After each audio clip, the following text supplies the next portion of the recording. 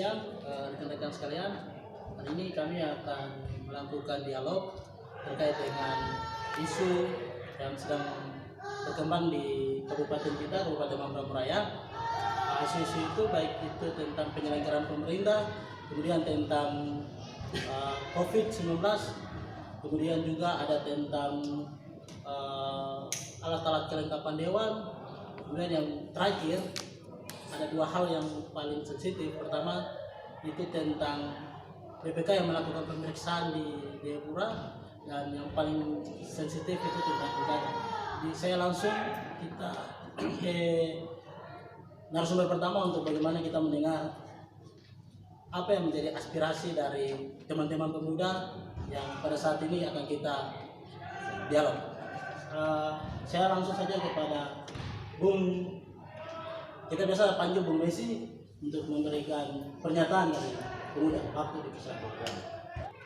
Kita prihatin atau kita meminta tegas kepada kepala daerah dan wakil kepala daerah untuk dan sejajarannya stakeholder semua untuk bisa mungkin harus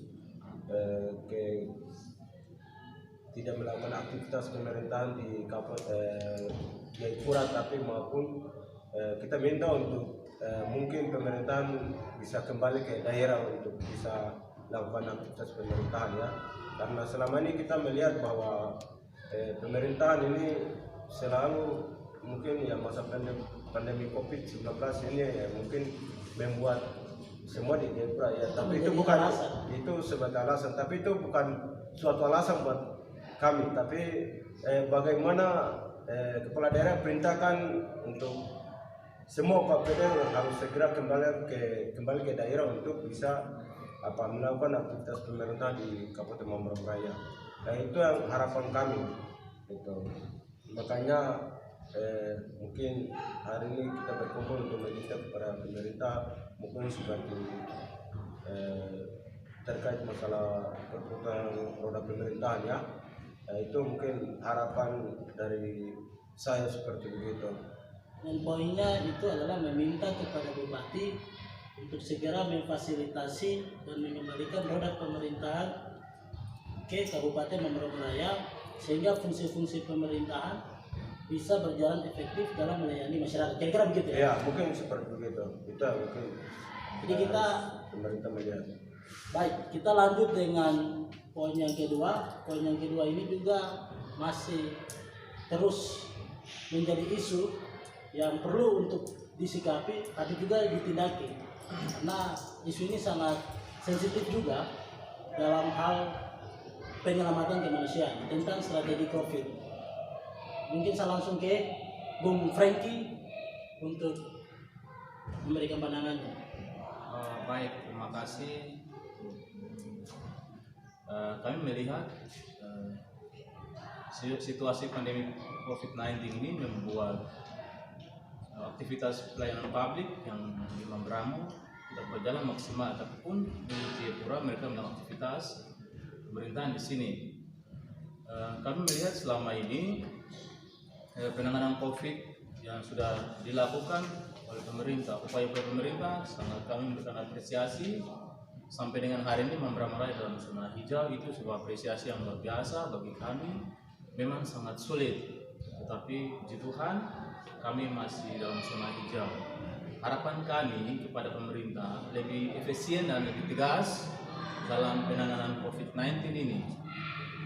Kira-kira mungkin pemerintah lebih efisien dalam arti mengeluarkan suatu peraturan pemerintah atau perkada yang membatasi ketika masyarakat melakukan pemulangan ke sana. Oleh sebab itu, dalam penanganan COVID-19 ini memang sangat berperan penting kami sebagai mahasiswa, tapi juga pemerintah sebagai orang tua juga yang nanti sama-sama dengan kami bertanggung jawab atas pandemi ini. Kita bicara dari sisi mekanisme pemulangan ke Mamberamo masyarakat, kami meminta kepada Kepala Dinas Perhubungan supaya menyiapkan transportasi untuk pemulangan masyarakat dengan menggunakan protokol kesehatan. Nah, karena kita melihat pemulangan ada beberapa kasus yang terjadi di Kabupaten Kota Jayapura, itu ada beberapa teman-teman yang baik Waropen, Yapen, yang mereka melakukan rapid test, itu pun juga mereka melakukan di Jayapura itu non reaktif. Ketika mereka kembali sampai ke daerah mereka masing-masing, mereka lakukan rapid test kembali, ternyata di reaktif, ada gejala yang terjadi. Kami minta kepada pemerintah supaya kita melihat hal ini dengan sama-sama untuk bisa melihat hal ini, meminta kebijakan pemerintah supaya bisa kita melihat apakah kita harus menggunakan masyarakat, menggunakan protokol kesehatan, ataukah nanti mereka di Jayapura kira-kira langkah-langkah apa yang kita ambil, apakah memberikan bantuan. Kalau mereka tidak pulang, harus pemerintah memberikan bantuan kepada masyarakat yang ada di sekitar Kota Jayapura ini, baik yang di Kabupaten Jayapura tapi juga yang di luar Kabupaten Kota Jayapura. Oleh sebab itu, saya pikir menyangkut mekanisme supaya pemerintah lebih efisien dan tegas. Kalau memang tidak bisa melakukan pemanggilan kepala dinas kesehatan ke Mambramo Raya untuk melakukan tim melakukan rapid test di Kota Jayapura, berarti pemerintah harus mengkoordinasikan dengan pihak tim COVID tingkat provinsi supaya masyarakat yang pulang ke Mambramo itu harus menggunakan rapid test. Setelah rapid test dianggap non reaktif, berarti berhak untuk harus pulang ke Mambramo. Tapi mekanisme kita atur, sebelum pemulangan ke Mambramo itu harus melakukan rapid test, waktunya kan 14 hari. Masa inkubasi dalam peningkatan loncatnya virus ini itu punya masa inkubasinya 14 hari. Jadi kira-kira kita harus melakukan rapid test itu 2 minggu setelah terhitung dari tanggal yang di rapid test, terhitung ke depan. Jadi 10 hari kemudian sebelum mereka melakukan keberangkatan ke Mambramo, kita harus melakukan rapid test lagi, memastikan untuk pasien tersebut atau masyarakat tersebut tidak terpapar dengan COVID. Oleh sebab itu, kami minta kepada pemerintah, kita sama-sama, kami mahasiswa dan pemuda juga bertanggung jawab atas masyarakat yang ada di Jayapura. Oleh sebab itu, kami minta kepada pemerintah sebagai pemegang tangan untuk bisa melihat situasi ini. Untuk itu, saya pikir itu yang bisa dapat kami sampaikan. Terkait dengan hal-hal teknis, nanti kita akan sama-sama dengan dinas terkait atau tim COVID-19 dan juga kepala perhubungan untuk kita sama-sama lihat mekanisme apa yang kita harus pakai dalam pemulangan masyarakat yang beramara. Saya pikir seperti itu. Luar biasa, saya rasa apa yang sudah dijelaskan oleh Bung Franky ini itu sudah sampai pada mekanisme dari bagaimana supaya proses pemulangan nanti. Tapi kalau memang mungkin di statement poinnya yang tadi sudah dijelaskan, jika memang tidak bisa dipulangkan maka diberikan bantuan. Seperti itu. Baik, kita lanjut di poin yang berikutnya. Poin yang berikutnya ini kita akan berbicara tentang transparansi penggunaan dana COVID dan alat kelengkapan dewan. Di sini ada salah satu teman yang juga memiliki kapasitas yang sangat luar biasa untuk berbicara dalam hal itu. Bung Harun, kami persilakan. Selamat siang menjelang sore, nama saya Harun Niriori, Ketua Gerakan Solidaritas Mahasiswa Peduli Pembangunan. Kali ini saya akan berbicara tentang ada 2 poin. Yang pertama, meminta transparansi penggunaan dana pencegahan COVID-19 di Kabupaten Mambramo Raya. Yang kedua, meminta DPR Kabupaten Mambramo Raya untuk segera memproses pimpinan atau ketua definitif dan alat kelengkapan dewan lainnya sehingga fungsi-fungsi dewan dapat segera berjalan efektif dalam mengawal penyelenggaraan pemerintah di Kabupaten Mambramo Raya. Yang pertama, menyangkut dengan transparansi penggunaan dana COVID-19 ini, saya awali dengan Undang-Undang Nomor 14 Tahun 2008 tentang keterbukaan informasi publik. Itu yang pertama. Yang kedua, tentang keterbukaan ini sudah diinstruksikan oleh Kementerian Mendagri dalam diktum Itu setelah ada perpindahan, artinya ya perpindahan atau pergeseran anggaran, pemerintah daerah wajib memberikan informasi berapa penggunaan dana yang digunakan. Di sini kenapa kami selalu tekan, ada baru 1 minggu kemarin, bukan minggu kemarin tapi minggu ini kasus di Kabupaten Biak Numfor, yaitu salah satu anggota DPR atas nama John Mandipo isu yang beredar dipukul oleh bupati. Ini kenapa dipukul? Karena tidak ada transparansi penggunaan dana.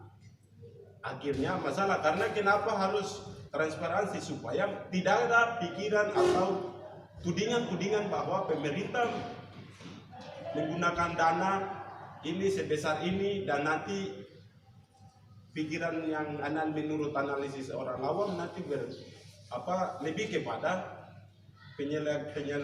penyalahgunaan dana keuangan negara.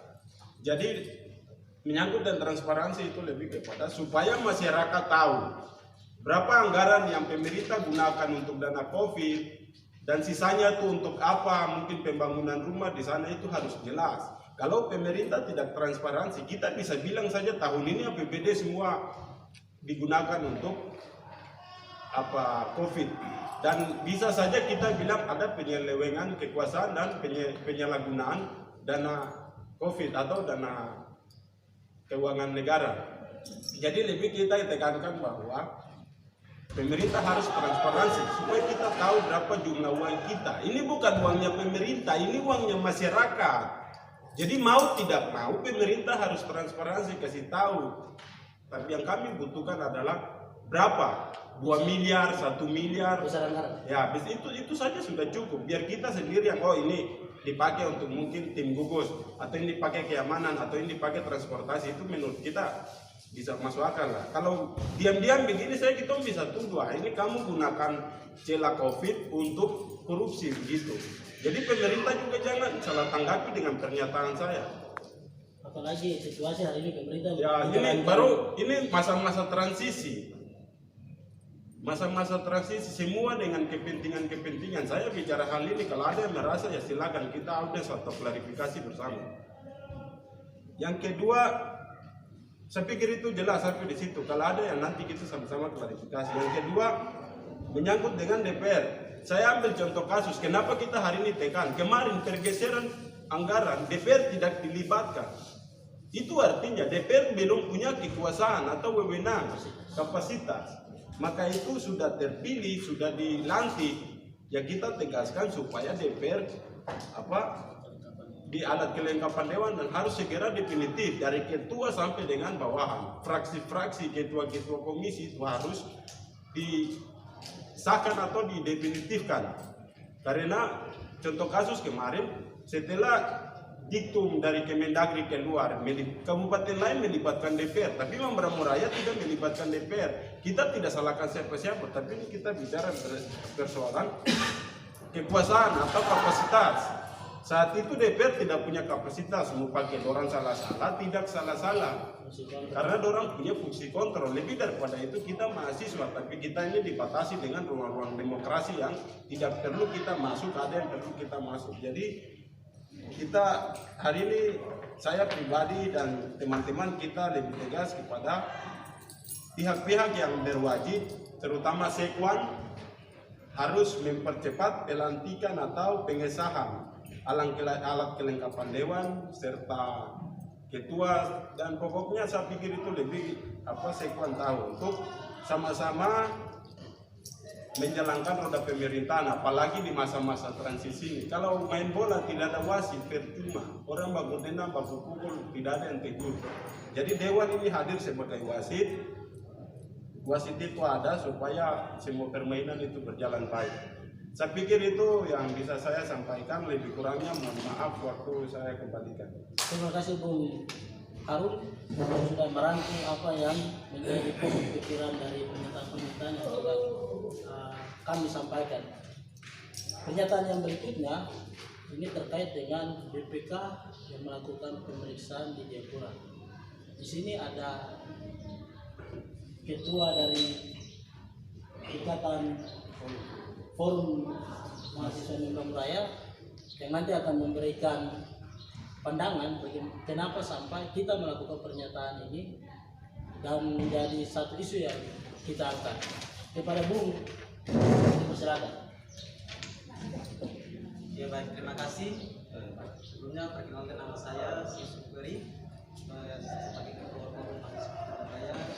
Tempat ini bersama forum Lintas Muda Membran Raya kita di sini. Kenapa semua pemeriksaan dilakukan di Jayapura bukan di Membran Raya? Karena kita tahu sekretariat itu ada di Kabupaten Membran Raya, bukan di Jayapura. Nah, jadi menurut kami ini sangat macam tidak baik menurut pandangan kami, sehingga dasar hukum apa yang harus dasar hukum mana yang mengatur mereka bisa laksanakan pemeriksaan di Kabupaten Jayapura, sedangkan pemerintahannya kabupaten ada di daerah itu Kabupaten Membran Raya. Seharusnya harus pemeriksaan di daerah Kabupaten Membran Raya. Nah, mungkin alasan karena pandemi saya kira itu tidak menjadi alasan, karena pemerintah itu punya kewenangan, punya semuanya gitu. Bagaimana supaya semua kembali ke daerah, supaya seluruh pemeriksaan itu di Membran Raya, supaya tidak hanya pemeriksaan terkonsentrasi tapi langsung turun ke lapangan untuk bisa bukti-bukti di lapangan secara fisik begitu. Nah, ini yang kalau di Jayapura ini mungkin di hotel kita lain tidak tahu atau lain bagaimana, tapi saya kira itu yang sangat penting, dan memang kita ini mempertanyakan dasar hukumnya itu yang kita mempertanyakan. Jadi ini yang dapat saya sampaikan. Jika kurang, saya kira ini bisa dapat saya sampaikan. Terima kasih Bung Ketua. Jadi pada intinya melihat situasi, melihat perkembangan, melihat gejolak yang terjadi di daerah mengakibatkan Badan Pemeriksa Keuangan melakukan audit anggaran di Jayapura, sehingga dalam kesempatan ini kami pemuda Membran Raya mempertanyakan dasar hukum alasan mengapa BPK melaksanakan audit atau pemeriksaan penggunaan keuangan daerah di Jayapura, bukan di pemerintahan Membran Raya. Seperti begitu. Terima kasih Bung. Kita masih ada satu isu yang paling menarik. Isu ini menjadi semacam bola panas yang sedang bergulir di setiap kalangan, baik itu tokoh adat, tokoh elit-elit politik, dan juga kami mahasiswa, sehingga isu ini perlu untuk kita bahas, tapi juga harus didengarkan aspirasi dari kami pemuda Membran Raya. Dalam kesempatan ini saya akan langsung memberikan isu ini kepada Kakak Max sebagai memberikan sentuhan-sentuhan dari isu ini, yaitu tentang pilkada. Pada Bung, dipersilakan. Baik, terima kasih atas kesempatan yang diberikan kepada saya. Perkenalkan, nama saya Max Valenwisiri. Saya salah satu tokoh muda dari Kabupaten Membran Raya yang pada kesempatan ini bergabung bersama teman-teman dalam forum lintas organisasi kepemudaan Kabupaten Membran Raya.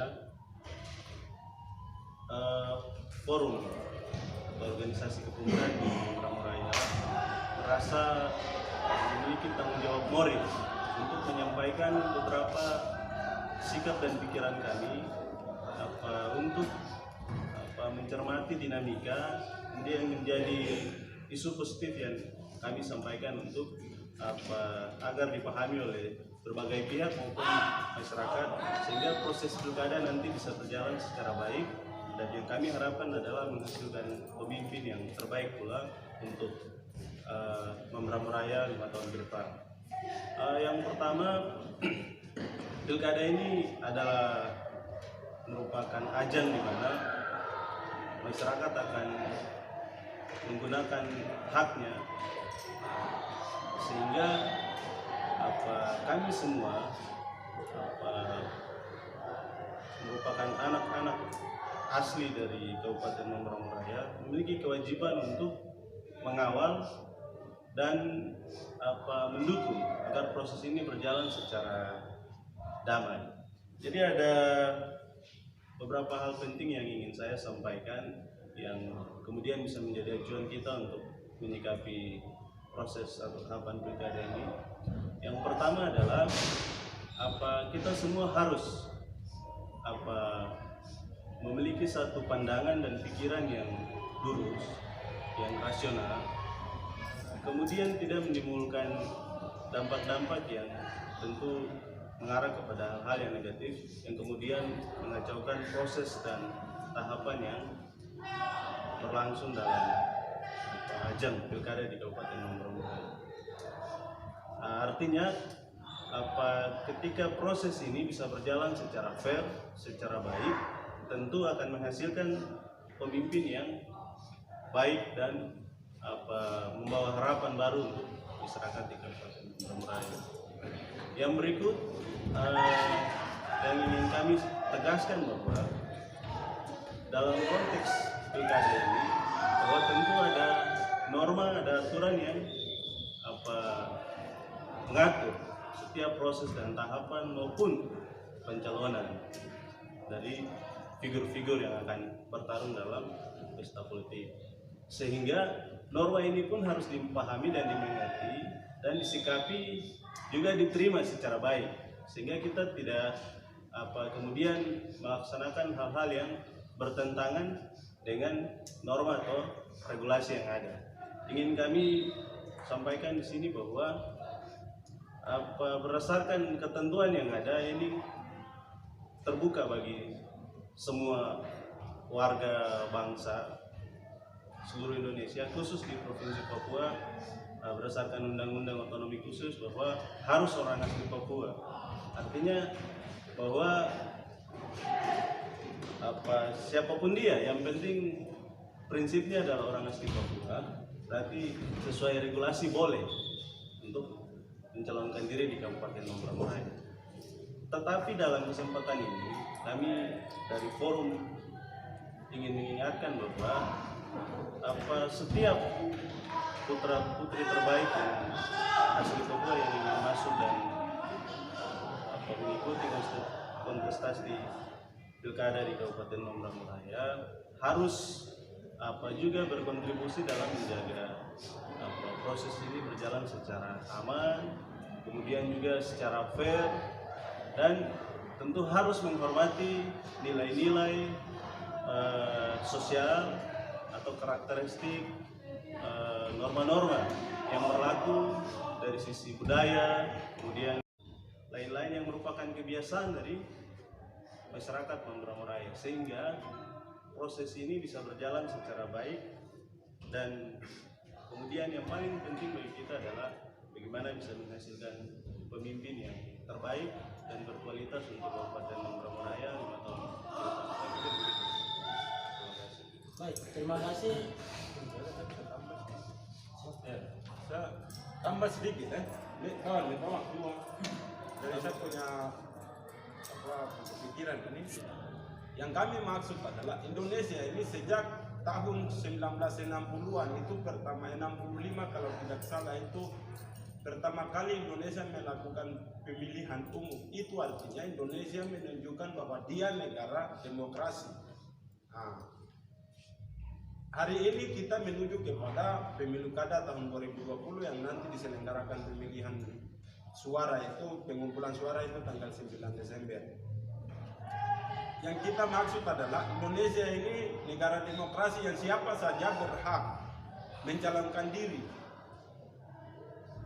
untuk mendapatkan atau mencapai tujuan yang dia maksud. Politik ini kan memilih siapa yang terbaik untuk menduduki jabatan politik tertentu, misalkan bupati, gubernur, wali kota, presiden dan lain sebagainya. Hari ini kita pribadi sebagai anak negeri, kita mau pemilihan kali ini bupatinya orang Mamberamo, dan siapapun yang ingin mencalonkan diri itu demokrasi, itu boleh-boleh saja hak dan tidak ada yang larang. Tapi pernyataan dari kita tidak mengurangi rasa hormat calon-calon lain. Kita sampaikan bahwa itu dari kami sendiri, orang Mambramo ingin anak Mambramo pimpin negeri kita. Sekalipun nanti kalau misalkan orang lain pimpin, ya kita terima kasih karena itu mungkin selain daripada yang terbaik, tapi Tuhan tunjuk. Tapi pikiran kita sebenarnya untuk masyarakat Mambramo, yang jelas kita ingin anak kita yang memimpin daerah kita. Tapi tidak dibatasi siapapun yang mau calonkan diri, ini demokrasi, undang-undang menjamin hal itu. Dan kalau pun ada yang di luar daripada Mambramo terpilih, kita tetap syukuri, dan itulah pemimpin kita. Ya mungkin sedikit saya tambahkan, ya seperti itu ya. Saya tambahkan sedikit aja di statement akhir, Pak. Jadi kita forum lintas organisasi pemerintahan Mambramo akan menjaga dan mengawal hak kesulungan, kemudian hak-hak adat masyarakat Mambramo Raya dalam proses pilkada. Tentu kami akan melakukan ini dengan rasional dan kemudian dengan cara-cara yang baik dan damai. Saya pikir itu. Saya kira apa yang sudah disampaikan Bung Mas dan juga ditambahkan jadi poin untuk bagaimana kita sama-sama mengawal demokrasi pesta pilkada ini, untuk tentunya menghasilkan pemimpin ini untuk bagaimana mensejahterakan rakyat. Tapi tentunya sebagai anak Mambramo, kami juga ingin bahwa negeri kita dipimpin oleh anak Mambramo sendiri. Setuju? Sepakat? Sepakat. Hidup mahasiswa. Hidup pemuda. Hidup pemuda Mambramo Raya. Pernyataan sikap bersama organisasi kepemudaan yang tergabung dalam forum lintas OKP Kepemudaan Kabupaten Mambramo Raya. Lebih memiriskan lagi adalah semua aktivitas pemerintah di Kabupaten Mambramo Raya dilaksanakan di hotel-hotel di Jayapura, bukan di ibu kota Kabupaten Mambramo Raya. B. Dasar 1. Undang-Undang Nomor 9 Tahun 2015 tentang perubahan kedua atas Undang-Undang Nomor 23 Tahun 2014 tentang pemerintah daerah. 2. Undang-Undang Nomor 14 Tahun 2008 tentang keterbukaan informasi publik. 3. Undang-Undang Nomor 40 Tahun 2009 tentang kepemudaan. 4. Peraturan Pemerintah Nomor 45 Tahun 2017 tentang partisipasi. Forum Lintas Organisasi Kepemudaan Kabupaten Mambramo Raya. Pernyataan sikap bersama Organisasi Kepemudaan se-Kabupaten Mambramo Raya yang tergabung dalam Forum Lintas Organisasi Kepemudaan Kabupaten Mambramo Raya, bahwa semua pihak harus menjaga Pilkada serentak 2020 di Kabupaten Mambramo Raya aman dan damai. Pilkada serentak 2020 adalah pesta rakyat bagi masyarakat Mambramo Raya, merupakan momentum kegembiraan bagi rakyat, di mana kedaulatan tertinggi di tangan rakyat untuk berkehendak siapa pemimpin 5 tahun mendatang di masyarakat Mambramo Raya. Dalam konteks inilah maka merupakan tanggung jawab moral bagi setiap anak asli pemilik negeri berjulukan 1000 misteri dan sejuta. Nah, hari ini kami sudah melakukan perbincangan terkait dengan isu-isu di Mambramo Raya dengan forum lintas OKP, para tokoh-tokoh pemuda yang juga memberikan kontribusi berpikir untuk pembangunan daerah. Teman-teman kalau mau ikuti perkembangan isu-isu yang akan kami bahas, jangan lupa like and subscribe.